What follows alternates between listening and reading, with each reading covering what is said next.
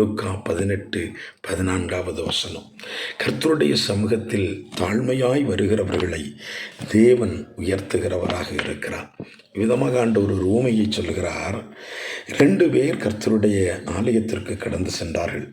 ஒருவன் பரிசேயன், ஒருவன் ஆயக்காரன். பரிசேயர்கள் கடவுளுடைய சட்டத்திட்டங்களை கடைபிடிக்கிறவர்கள், நன்கு நோன்பு இருக்கிறவர்கள், நல்ல இரக்க செயல்களை செய்கிறவர்கள். ஆகையாலேயே இந்த பரிசேயன் தான் செய்த எல்லாவற்றிற்கும் தேவன் நிச்சயமாய் தன்னை ஆசீர்வதிக்க வேண்டும் என்கிற மனநிலைமையிலே தேவ சமூகத்தில் நிற்கிறதை பார்க்கிறோம். அதே நேரத்தில் அங்கே இருந்த ஆயக்காரனை அவன் அற்பமாய் எண்ணுகிறதையும் பார்க்க முடிகிறது. தேவனுடைய தொடுதலை இந்த பரிசேயன் அனுபவிக்கவில்லை. அவன் வந்த வண்ணமாகவே திரும்பி சென்றான்.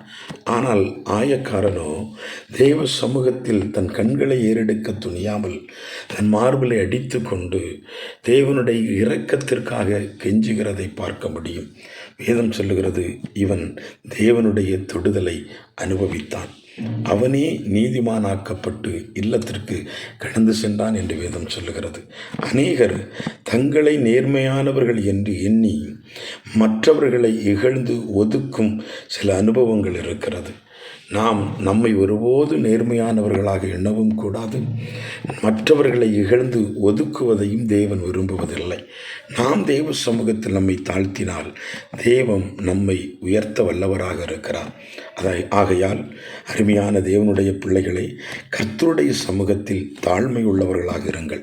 நீங்கள் எந்த நிலைமையில் இருந்தாலும் உங்களை உயர்த்துவதற்கு ஆண்டவராகிய இயேசு கிறிஸ்து அவர் போதுமானவராக இருக்கிறார்.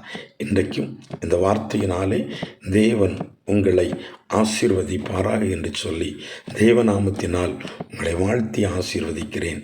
தாழ்மைப்படுங்கள், நீங்கள் உயர்த்தப்படுவீர்கள். ஆமேன்.